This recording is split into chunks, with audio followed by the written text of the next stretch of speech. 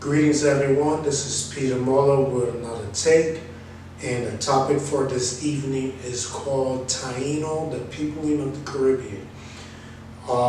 This is another important discussion that we're going to discuss, and the slides in this presentation is going to help you the people, get a clear overview on the peopling of the Antilles.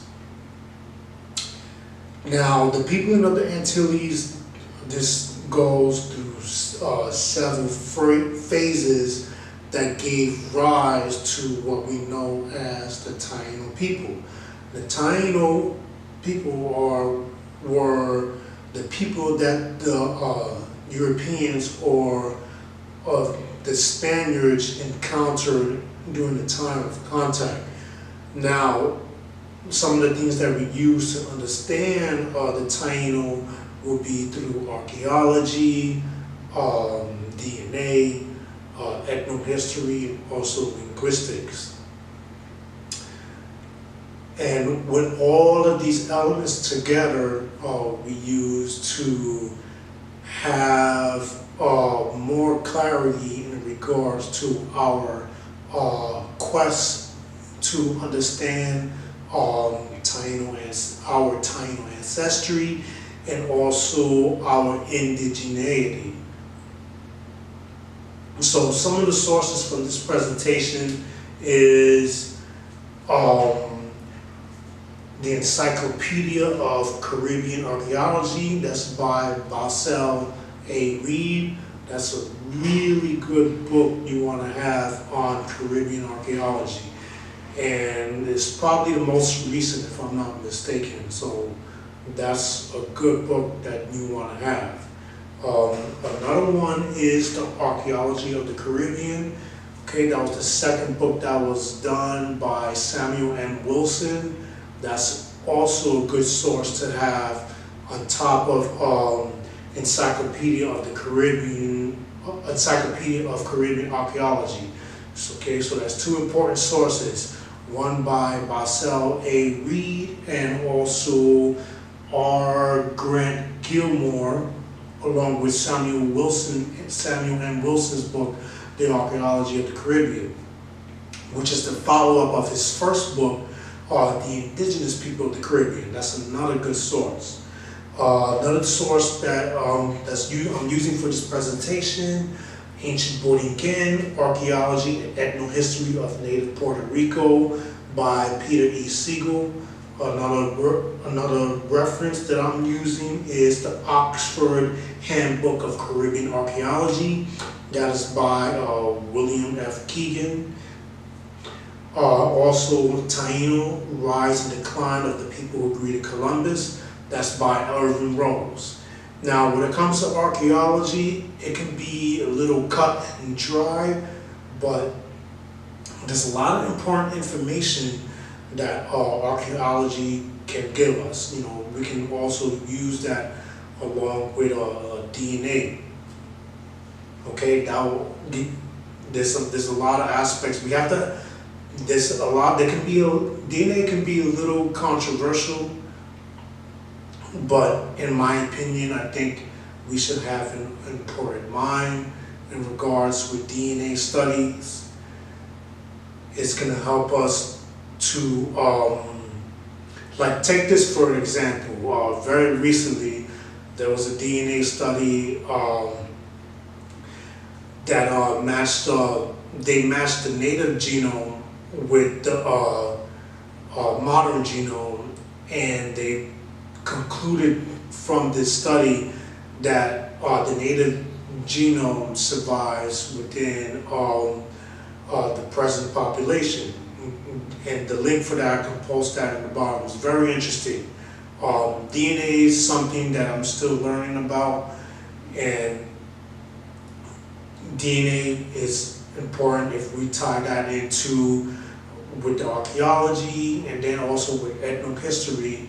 We can help put, it's going to help to put missing pieces together along with the linguistics. All of that is important.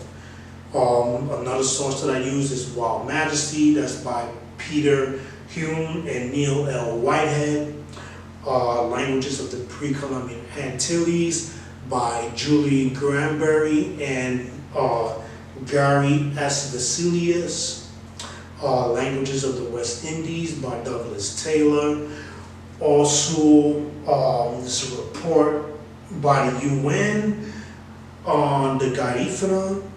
And also, last but not least, Garifuna in PERIL. I will post a link for that. That's a film, very good film on the Garifuna people. So all that we're going to use for this presentation here. And also, my top 5 categories to consider. 1, DNA, which I already mentioned already. 2, science. 3, archaeology. 4, ethno-history. And 5, linguistics. So these are my top 5 categories. And all of this here is again a good round table grounding dealing with understanding our ancestry. So with this now, we're going to get into our discussion.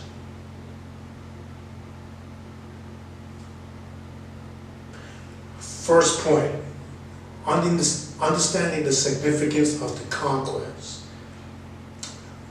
When the Spanish arrived into the Antilles, 1492, that created a major change within the Antilles. It forced our Taino ancestors to deal with new challenges. And through these challenges gave rise to genocide and assimilation. It was genocide and assimilation that hurt the overall social and political structure in how our ancestors were living day to day in the Antilles.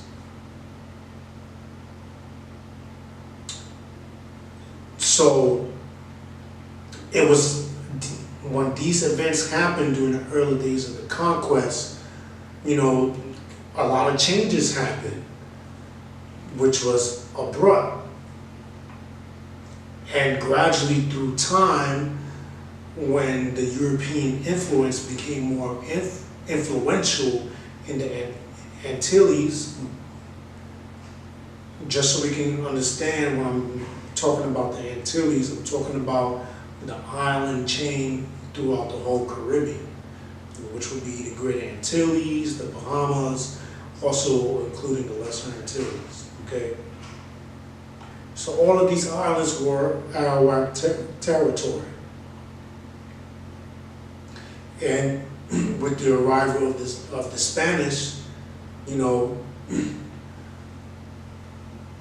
there was a lot of things that went on. One of the things that hurt our Taino ancestors was, you know, diseases. You know, the Europeans brought diseases. You know, this gave rise to, you know, some of the challenges that our ancestors had to go through. Another thing that forced changes in our ancestors was forced assimilation, you know. One of these things was, you know, mixing with the European. And also at the same time, you know, this is when we saw mixing with Africans.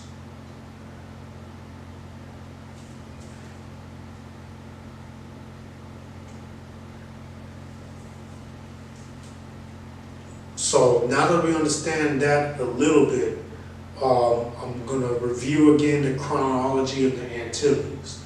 Okay, and this is also very important. Usually the standard model is coming from Irving Rose, but with the works of Samuel M. Wilson and also Basil A. Reed, they've refined this chronology. And this chronology is important to understand all the people that came together in the Antilles that, you know, gave rise to the Taino people, or, you know, or the Taino hierarchy. Okay. So this is basically a social and political structure that gradually evolved into the Antilles. And if, you know, this wasn't interrupted by the Europeans, you know, like, it would have definitely went through another evolution. So one of the oldest people that inhabited the Antilles was the Casimiro. Okay, that's 4000 BC of migration or peopling. Okay, I think in my term, peopling would be a better term than migration, because that would get people to have a better picture in their head on the people that influence culture in the Antilles. Like what we see today in the Antilles, it's a reminiscence of everything that happened after 1492. The second would be the 2000 BC migration, which would be the Autolocking. Okay, this right here we see like the culture gradually evolving to what we would know as Taino. The most important is the 500 BC migration. Okay, this is the Salvatore. This is where we get the Arawak stock coming into the Antilles, also the Warao. Okay, this is very important. Through the 600 through the 1000 AD, this is the Taino and the Carribean period. This is a very important time, because this is where the culture in the Antilles goes through another metamorphosis. Okay, and then after that, 1492 through the present.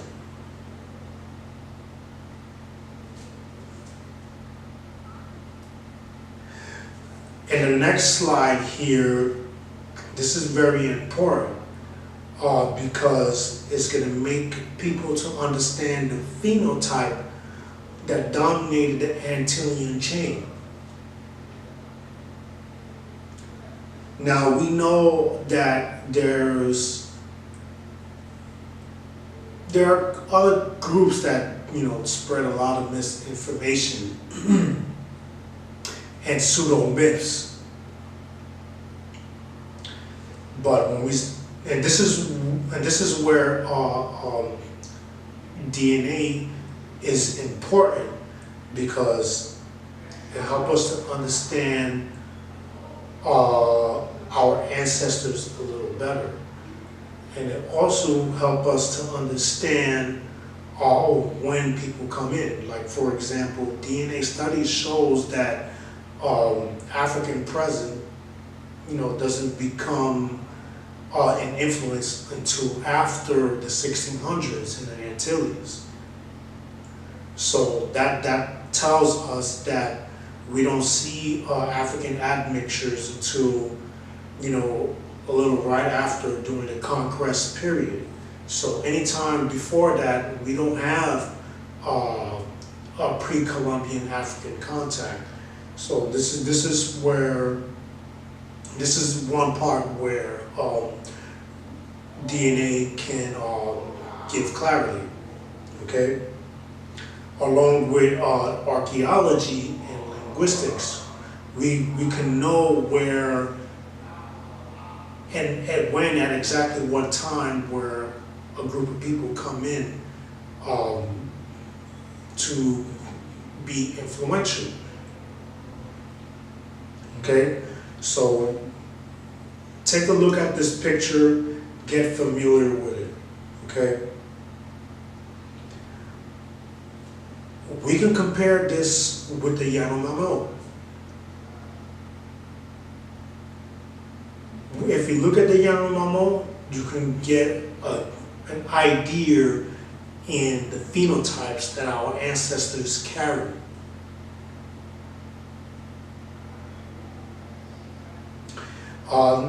There's another good example, is pictures shown in a book called The Central Arawaks.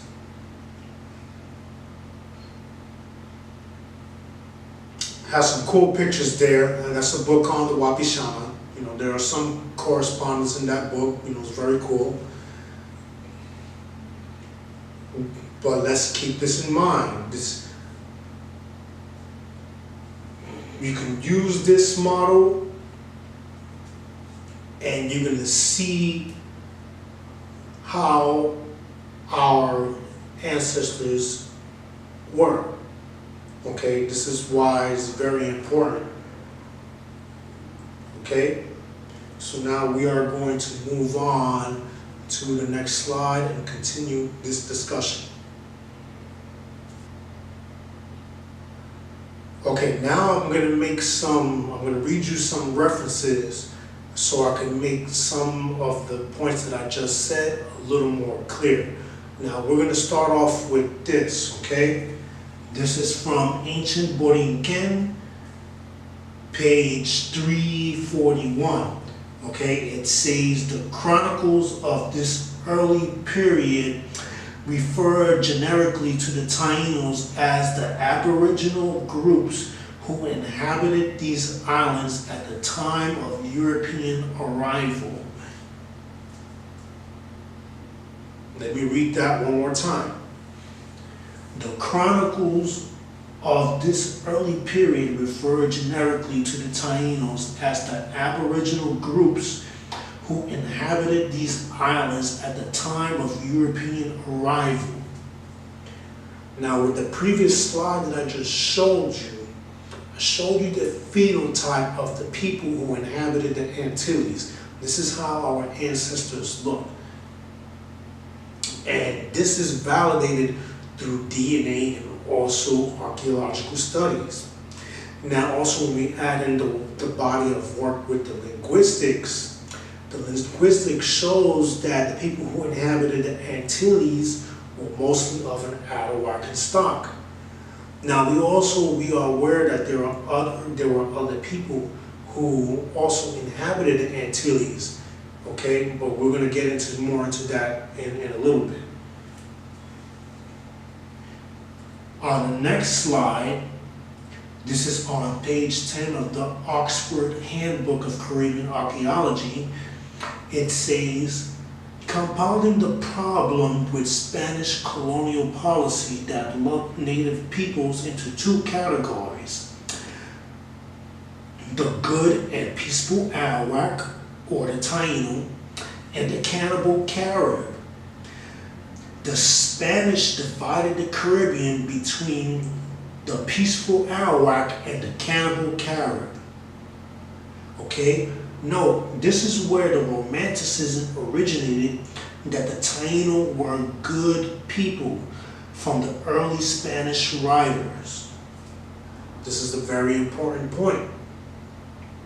This is where we get the Romanticism from the Spanish writers, and this is also added on in the present where people within the Taino community believed for quite some time that Taino were good people. Our Taino ancestors were just like everyone else within the global community. You know, they were people that, you know, they took care of their own, and they also, you know, fought when they needed to. You know, this is just like people in everyday life. This is what we go through. You know, we have our good days and we also have our bad days. And our ancestors were just the same. And in my opinion, it is wrong to try to romanticize how our people would live.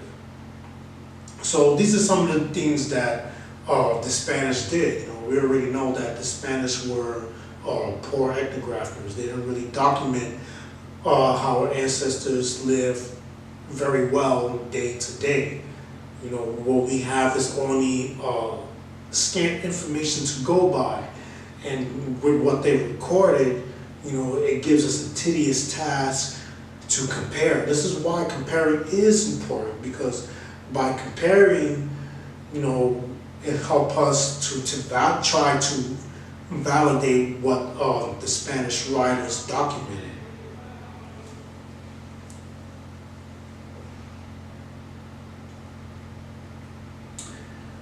I'm just going to read off some points, okay? And this is from, just bear with me, okay? And just Caribbean archaeology can be broadly subdivided into two major periods.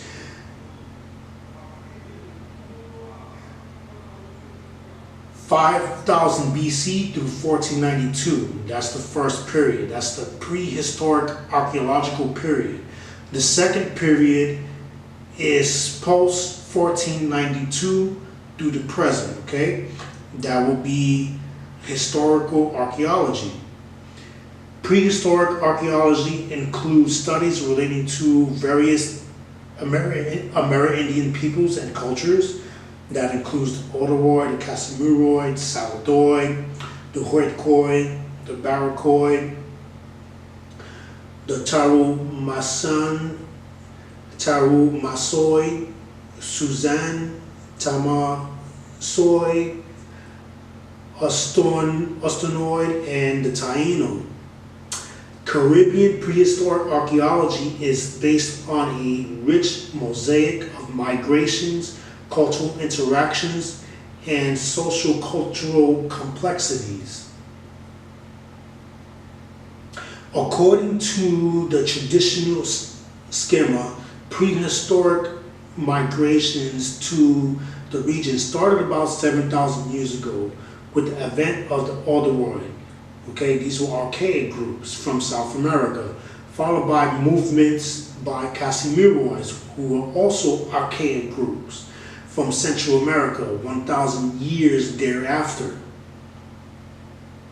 The next wave of migrants were the Huaycoid, Saladoid, and the Baracoid, who came from South America between 800 and 200 BC and 350 AD, respectively. And like their archaic forerunners, established several indigenous communities in the Caribbean. However, revisions of this schema present a much more dynamic picture involving the process of intensive mobility from various parts of South and Central America.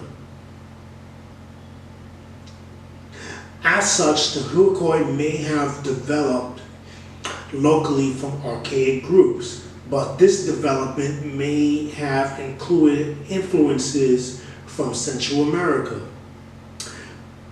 or may have been a separate migration from Central or South American mainland.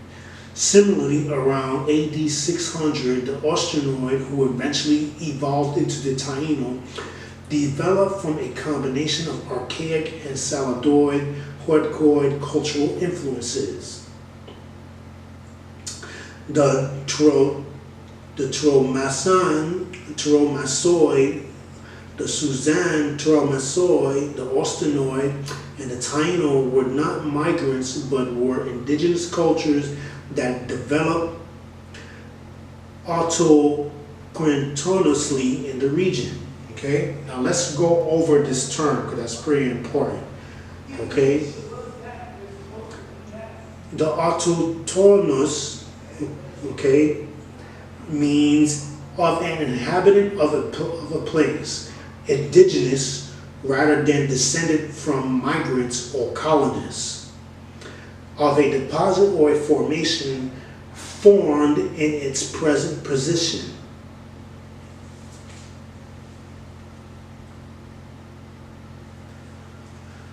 So what archaeology is trying to explain is that with all these people that came into the Antilles, all of these people gave rise to what we understand as the Taino people. Now, these are our Taino ancestors that we are descended from. So this is what we are trying to explain with this information here. So now let me get into another point. Okay, on the first and second migrations,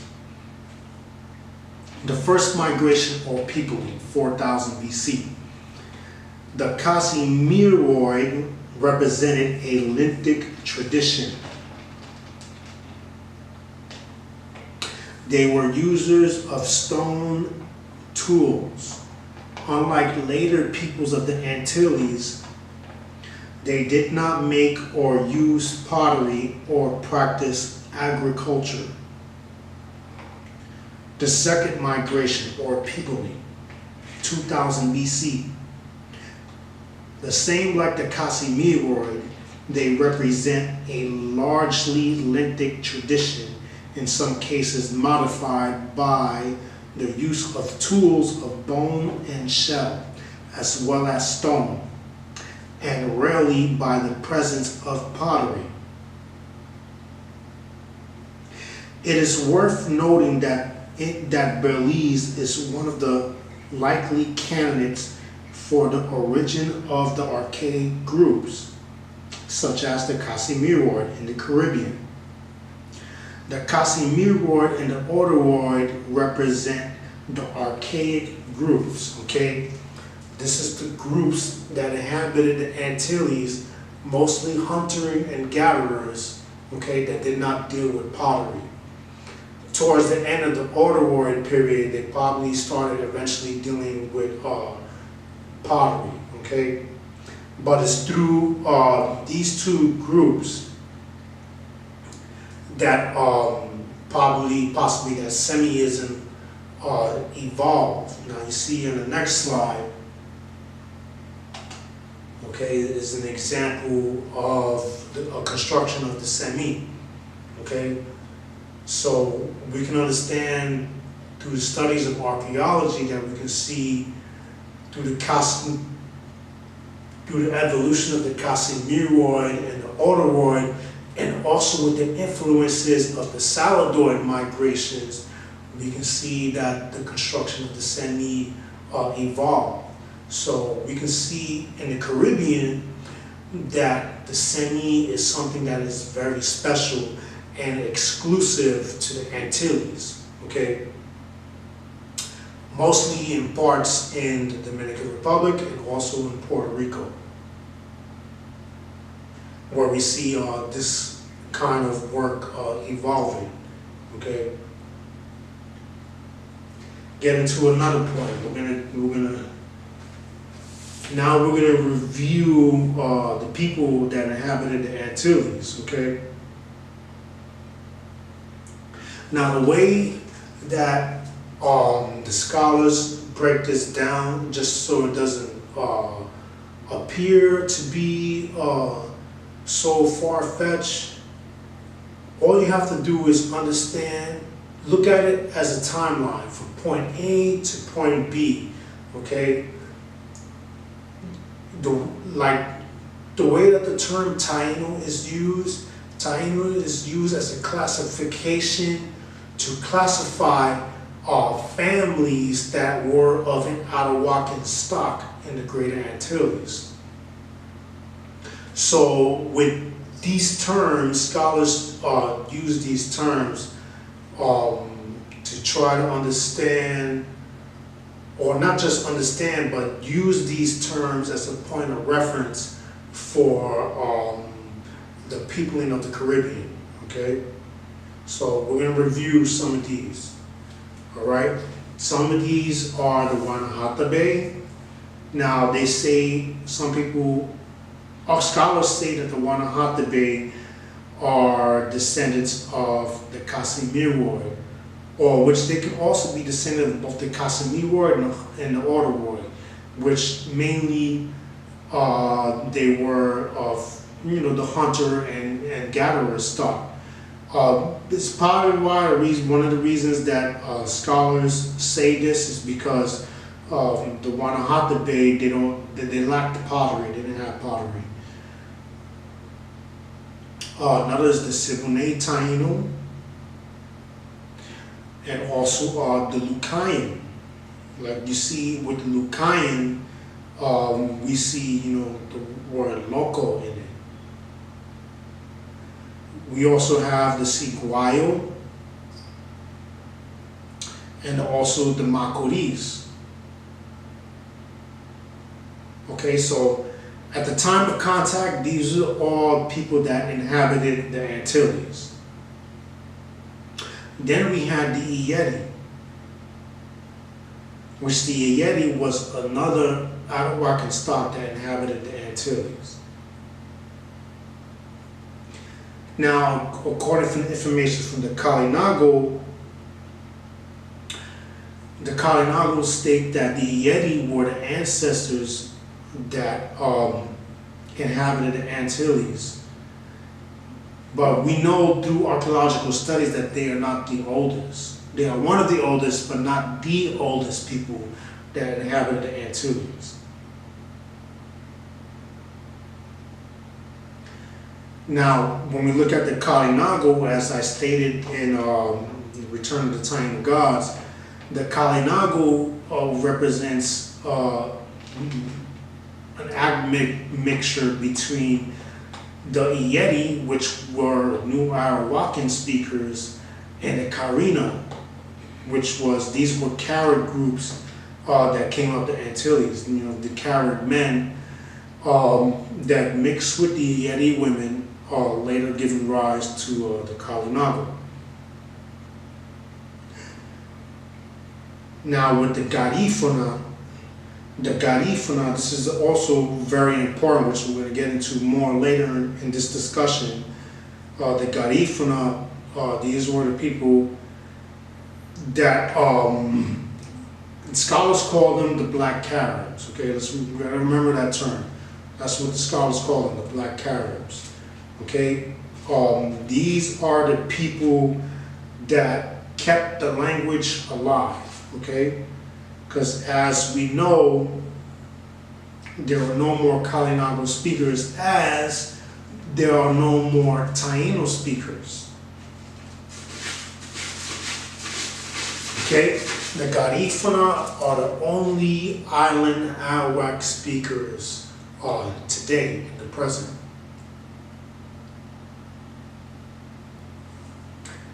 Along with the archaeological terms, it's also important to understand the linguistic groups that are related with the Taino.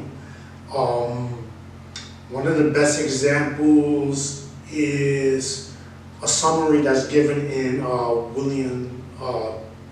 William Peck. Okay, so you're going to see this in the screen, and this is what I'm going to review now. So check this out. Okay, this is the classifications of Autolocking Languages. Okay, this is courtesy of William J.A. Peck. Okay, here you see groups that correspond to the Taino. Okay, and just to note, according to Julian Granberry and Gary S. Vasilius, the Taino mostly correspond to northern Arawakan languages. Okay, and I'm going to point these out in this chart here. But also just one point that I want to make clear with this, the Taino both correspond to Ta and New Arawak. Now, why do I say this?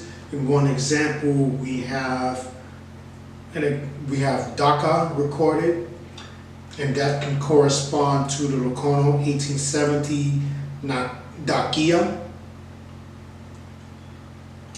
And then also with the New Arawak, you know, we have examples of Naboria and also Ni Taino. Okay, now let's check this out. Now these are the important languages that we want to focus on. Okay, one would be the Wapishana, the Lokono, the Wayu, and the Barahano. Okay, these are, when you look into these languages, you're going to see a lot of relationships there. The Wayu and the Barahano Those two languages, they're very close to each other. But between the Wayu, the Palahuna, and the Wapishana, the Lokono in this instance is more important. Okay? And you're going to see this because the way the pronouns evolve. Okay, other languages here that's important to consider is Baniwa, Achawa, Curipaco, and Biapoko. Okay, these are new Arawak languages. Okay, when you compare these with Kalinago and Garifuna, you're going to see a lot of relationships. We're going to move on next. The Yeti connection. At some unknown point before the arrival of the Europeans in the Americas, Arawakan-speaking peoples from the mainland of northern South America, roughly what is now Venezuela, Guyana, Suriname, and French Guyana, left and settled on some of the lesser Antillean islands to the northwest of Barbados. At some time after that, also in pre-colonial times, a group of Karina-speaking warriors arrived from the mainland to the Lesser Antilles, where they conquered the Arawak-speaking population, killed all the men, and settled down to live with the women.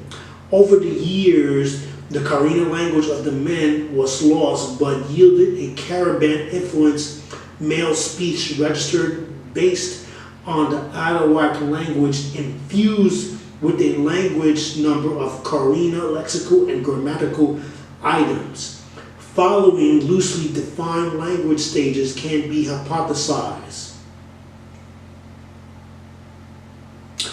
Stage 1. Arawak speakers have settled the Lesser Antilles. They speak an Arawak language as the mother tongue and probably one of the more contact languages for trade with the mainland.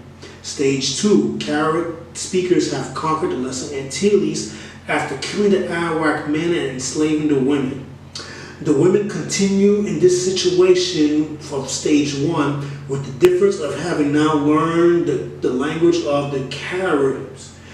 The men speak a Carib among themselves, but now also the language of the women, which was Arawak, in addition to a Carib-based trade pidgin.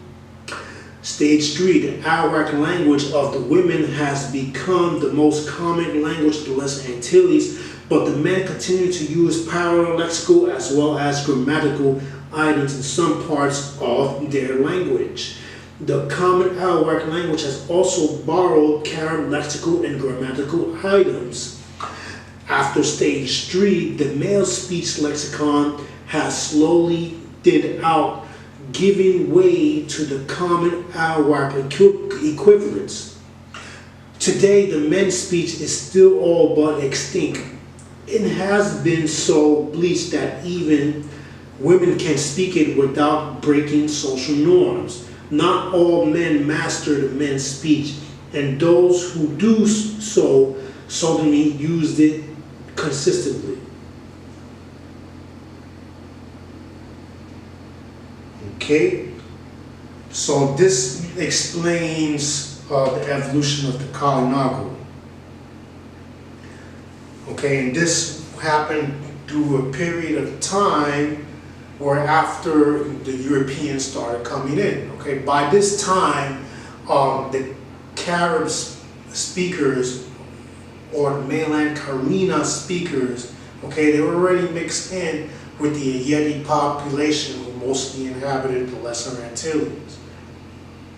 So it's these points in ethno-history and also through archaeology and linguistics, okay, they're going to make us to have a clear understanding of, you know,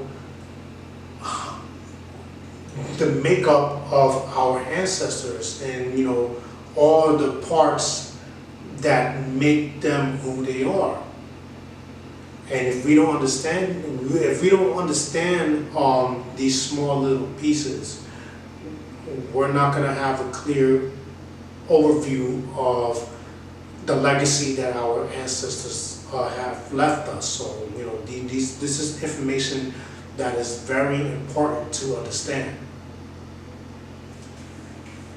In Languages of the Pre-Columbian Antilles, pages 26 through 27. Okay, this is going to help us to get a better understanding of the Caribbean period in the Lesser Antilles. There is neither reason to doubt that these islands had been conquered by the Galibi, the Carina, or the true Carib. It is quite clear that the language described by Brenton was Arawakan, not Caribbean, though containing mainly Carib elements. By this time, the Taino language went through a degree of admixture. This is my emphasis. Meaning that the Yeti language being fused with the Carina language gave rise to the Kalinago.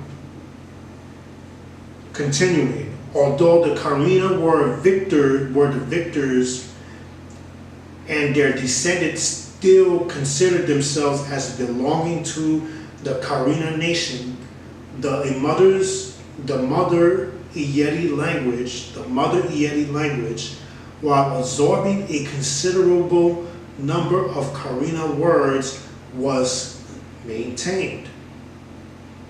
In modern Island Carib and in Honduran Carib, Island Carib being Kalinago and Honduran Carib being Garifuna, we encounter only a few remnants of Carina grammar, which there have the appearance of irregularities in a grammatical whole that is fundamentally Arawak Mapuri and therefore of Yeti origin. Okay, next.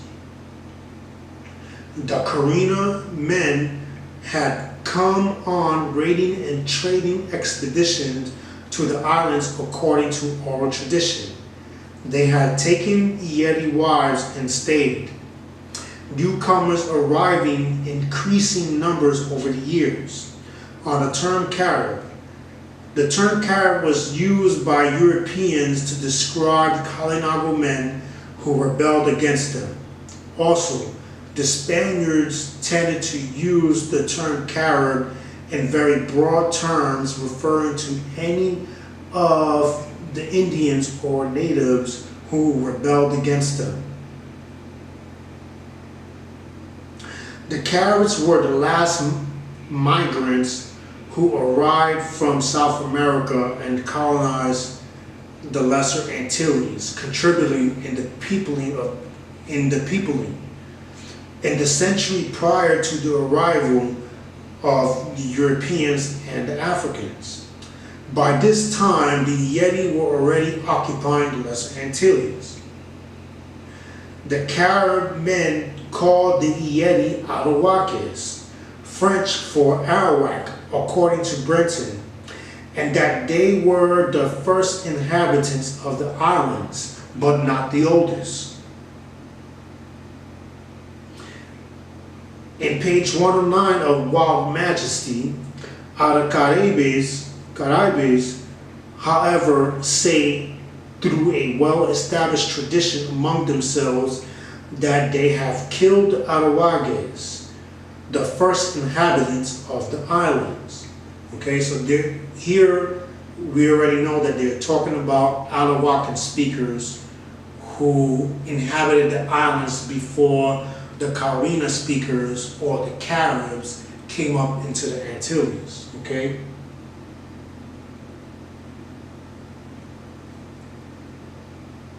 Here's another good point on the term Carib. The earliest mention of the word Carib was by Columbus, Ganiba, Ganima, and later modified to Ganibal.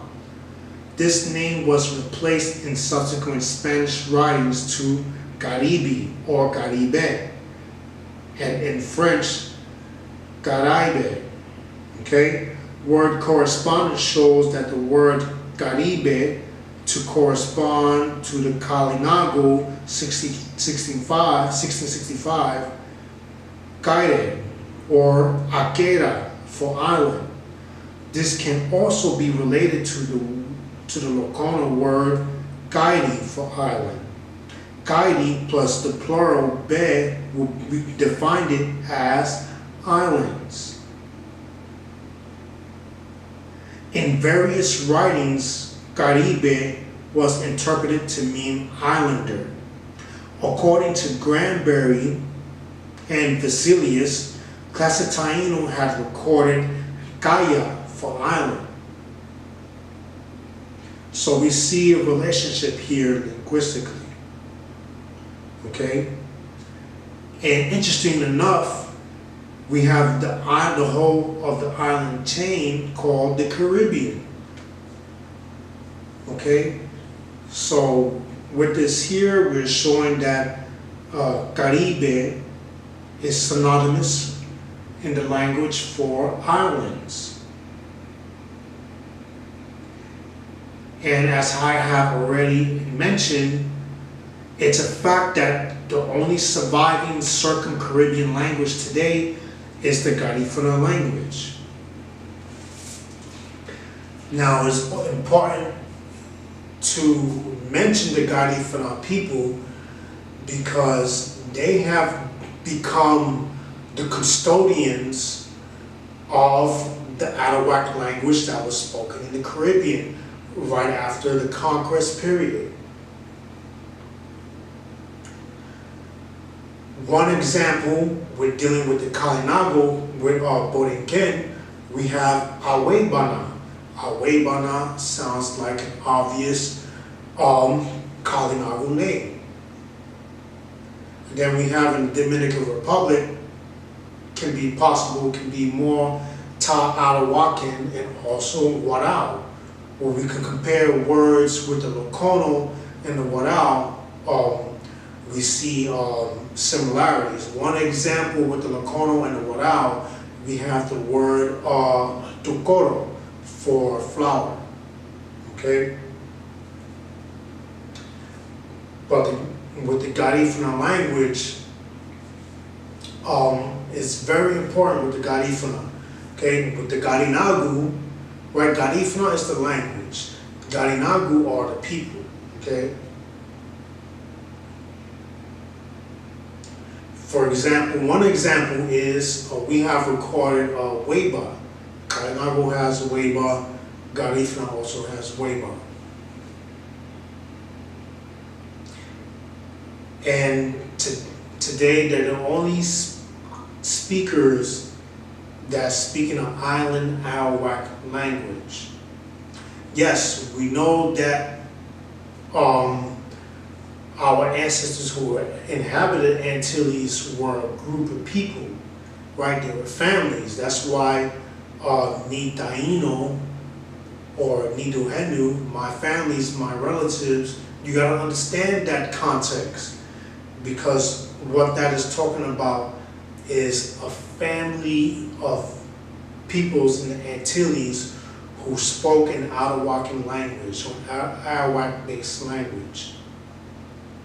Okay, now let's go on to the next slide and we're going to wrap all of this up.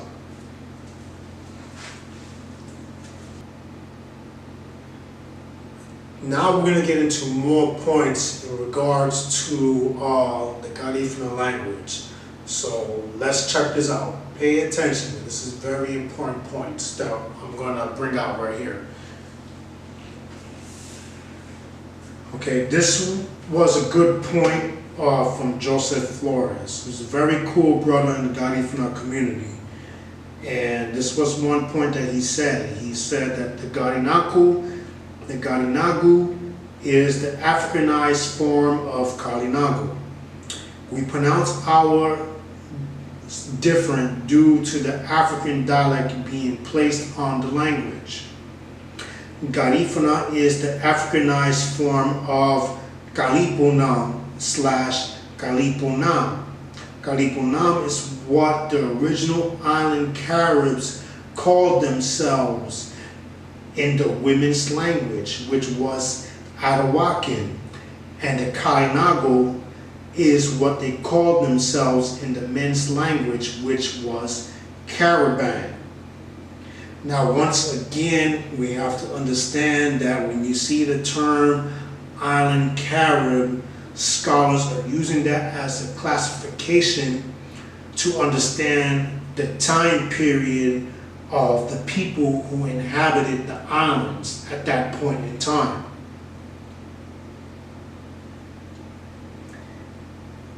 Now, the next slide, these next two slides are very important. This was a report that came from the UN. Okay, this was dated August 5th, 2010. Okay, so this is a General Assembly draft programs of activities of the international year. Okay, so basically what this report is emphasizing how important the Garifuna language is to the Garinagu and also to the people abroad of Taino descent. Okay, I'm going to emphasize this. Okay, so now you're going to look at the other slide and I'm going to bring out the key points. Okay, I'm going to read it now. We already know that Garifuna is the only Arawak language spoken. Okay?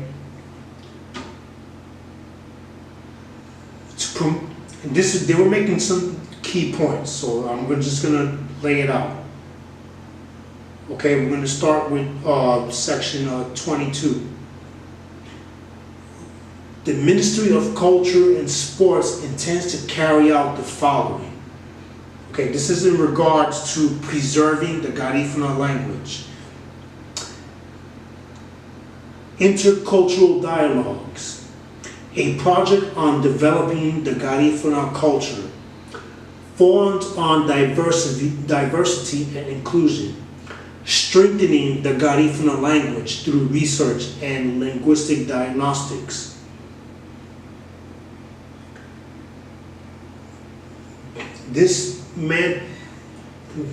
Dissemination of cultural material at the national level, exhibitions, expo sales, and written material, among other things. In the area of non-physical cultural patrimony, strengthen the project to encourage and safeguard the Garifuna culture currently being executed by the Ministry of Culture and Sport. Okay, so this report here by the UN is emphasizing the importance of preserving Garifuna culture and language. So why this should be important to us? It should be important to us because they are carrying the legacy of the language of our ancestors. That's why it should be important to us. Moving on to the next slide is from the Garifuna film that I referenced earlier in this short presentation. Now, and this scene is very deep because Ruben Reyes, he's having a dialogue with his son. And basically here, Ruben Reyes is telling his son why the language is important. Okay?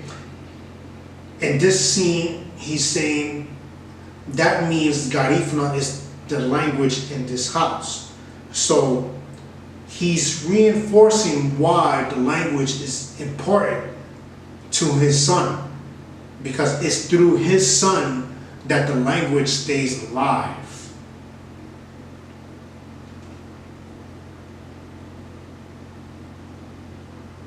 And I highly recommend to check out that film. It's on YouTube. You can check it out.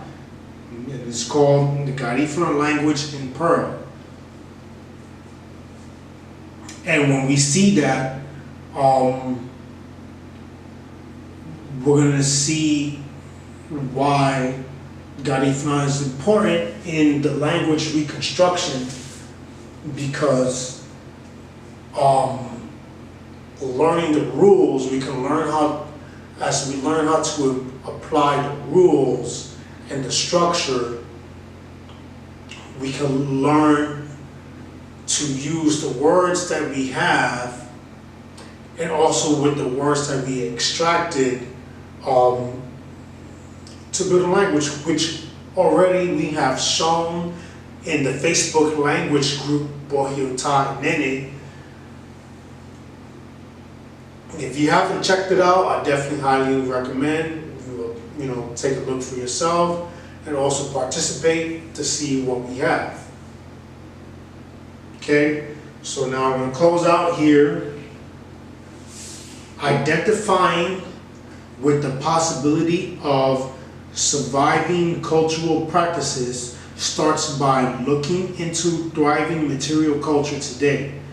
Overall, the day-to-day social structure of our ancestors is gone. Now, remember what I just said right there. I'm talking about the social and political structure, how our ancestors live day to day. Now, don't confuse this with the physical traits, which is the indigeneity. But in the present, the people have changed. Reminiscences of the lifestyle and living conditions lives on in small fragments. Okay, we know that the Taino movement is mostly a subculture. The Taino movement is a subculture. These areas has not been seriously investigated. Studies are needed for the Caribbean in regards to cultural survival. This is what we are seeking to preserve. And so with this here, this is the end of my presentation.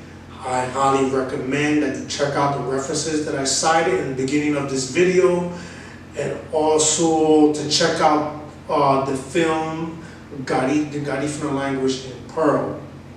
So when we put all of these things together, the whole purpose of this is to have a grounding. So this is going to add on to your sense of identity of being indigenous, or being indigenous descendants of our Taino ancestors, and also carrying on their legacy to our children above and beyond. So this is my presentation for today, and until the next video. I'll see you until next time. Peace.